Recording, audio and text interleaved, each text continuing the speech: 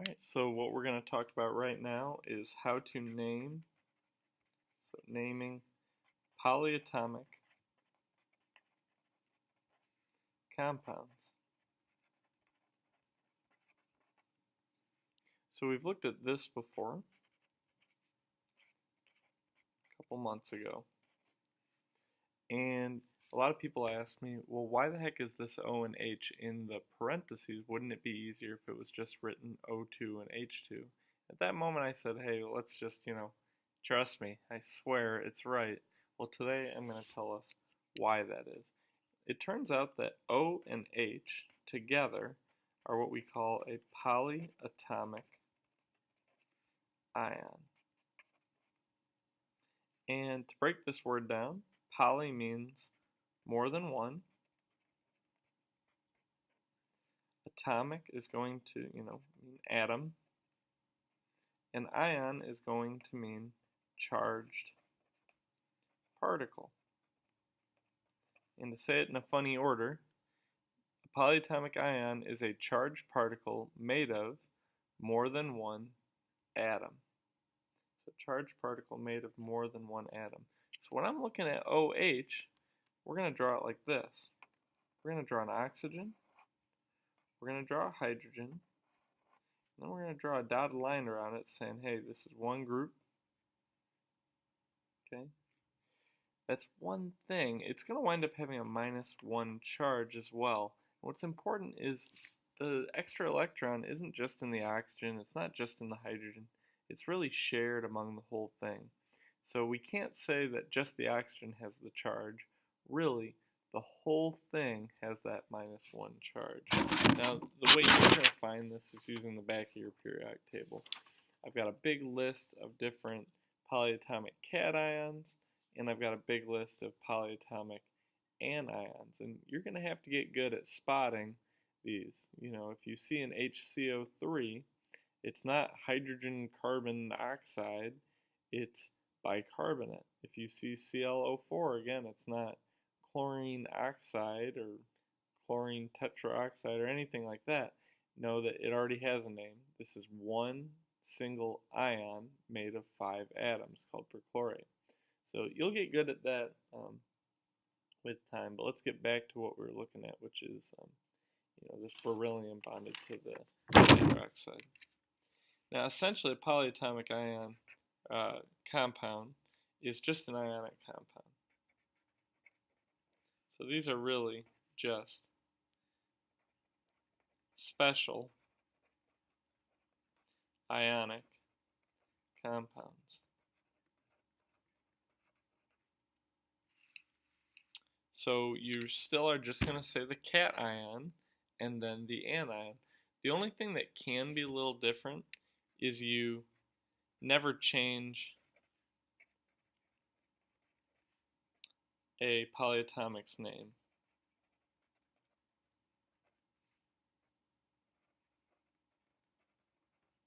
I'll give you an example of why that is. We've got a couple different nitrogen polyatomic ions, but if we had nitrogen in a normal ionic compound, we would call it nitride. There's a polyatomic ion that is NO3, and its name is nitrate. If you were to try to replace the end of that with "ide," it would just become nitride again, and then we wouldn't be able to tell the difference between nitrogen and nitrate. Or this other one, NO2, is nitrite. So again, we're just going to report the name of this guy faithfully to what's written down. You don't, come up with one yourself. You are still going to change a nonmetal to "ide" if you encounter it. So if the polyatomic ion is the cation, you'll still change the anion's name. Alright, so let's kind of get back to this guy right here and figure out, how do I name it? Well, I'm going to finish drawing it. OH2 means that I have 2 of these, so I will draw a second OH. Still has a negative charge. I'll draw my beryllium. And I'll look up what's beryllium charge. Beryllium has a 2+ charge. And I look and I see that it is still forming a neutral compound. So it's doing exactly what the ionic compounds did before. +2, -2, the whole thing is neutral. So how do we name it? Well, just like ionic, we're going to say the name of the cation first. So beryllium.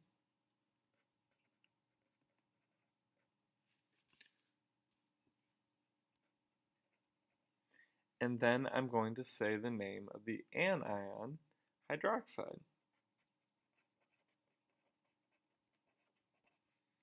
Does that make sense? So again, I don't need prefixes. I don't need, it's not beryllium dihydroxide. We know there are 2 hydroxides because in order to balance out a +2 charge, we need 2 -1 charges. Okay? So let's do another one.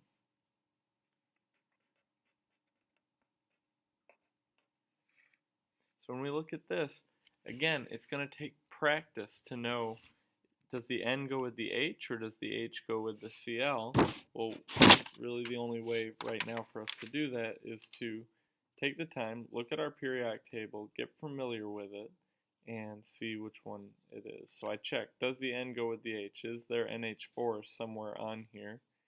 Yes, there is. It's our first one, and it's called ammonium. Okay? So this guy here would be ammonium, and then we say the anion, which is chlorine, except, this is the anion, so we need to change the end of it to ide, so we would call it chloride. Chloride. Okay? Let's do a tougher one.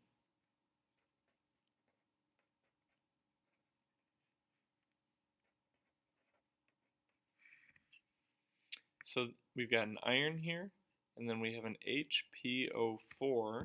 We need to check what the heck is HPO4 called.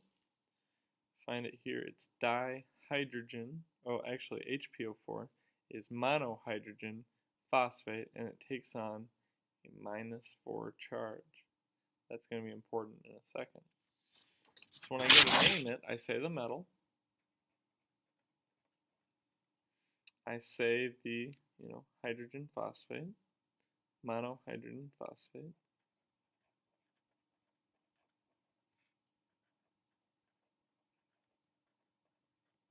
But in this instance, iron is a transition metal. And when I look at my periodic table, I have no idea what its charge is. It's not in the +2 column, or 1 column, it's not in the +2 column, it's not in the +3 column, and it's not one of the special ones that I labeled. That means I'm going to need to have some Roman numerals to indicate the charge. For iron, it could be +2 or it could be +3. We're going to need to look at the problem to figure out what charge it has. So HPO4, the monohydrogen phosphate, has a charge of -4, and I have 2 irons. So what must the charge of each of these irons be if I'm going to, cancel out a -4 charge? Well, that means it's going to need to be +2. So I would do iron 2 monohydrogen phosphate. And again, this Roman numeral here does not tell me that I have 2 irons. It tells me that each of these irons has a +2 charge. Okay? Alright, so let's do one more. Ca H2PO4. I need to have 2 of those. So when I go to name this one, it's going to be really similar. I need to know, okay, Ca is calcium. H2PO4, this one's going to be dihydrogen phosphate.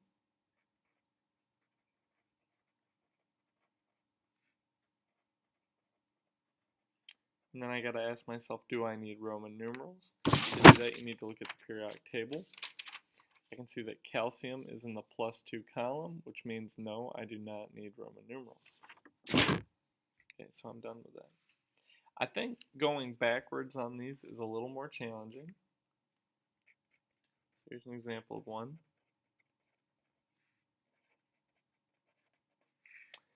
People are tempted when they hear hydronium to think of hydrogen.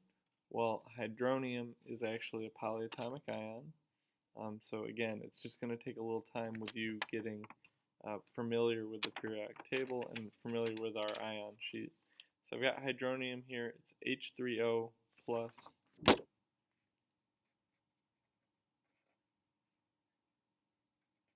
And then oxide is going to be oxygen. So I need to know how many of these do I need to cancel out this guy. Well, if this is plus 1 and this is minus 2, I think we are going to need 2 of these to cancel that out. I think it's worthwhile to draw a picture of it though. A lot of new chemistry students have a hard time taking these little numbers and actually being able to think about what does the picture itself look like. This will be important to us in 1 second. Oops. So we got our hydronium, we got our oxide. I need a second hydronium.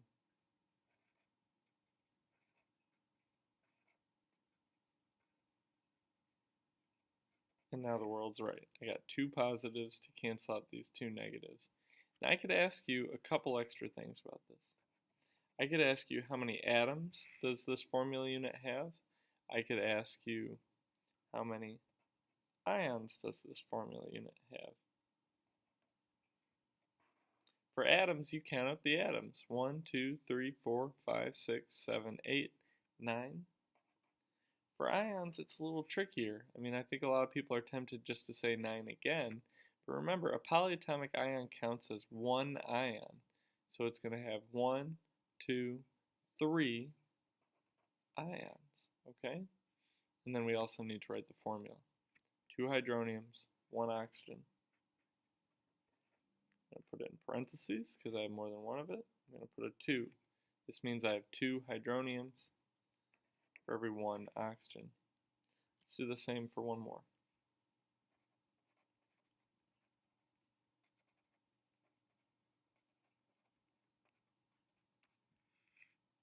Sodium bicarbonate. This is baking soda, okay? Sodium is Na. Get that on the periodic table. Remember, I always remember this as sodium. Yeah, not very helpful. Now, bicarbonate is one that's easy to mess up. A lot of students say bi, that means 2. Carbonate sounds like carbon, so they'll write C2. Again, really the only way you're going to get this one is just with time and doing several problems and getting familiar with your periodic table. Bicarbonate is going to be HCO3. It's going to have a -1 charge.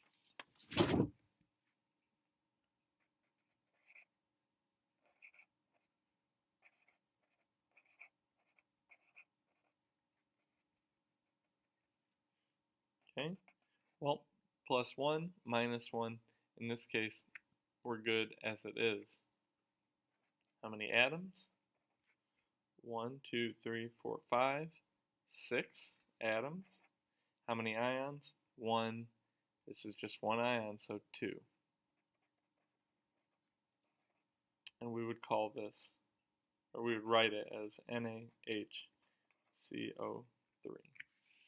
This is, I think, one of the trickier ones that we do, and unfortunately, it's gonna take some practice to master. Okay? Please email me if you have any questions, and other than that, have a great day.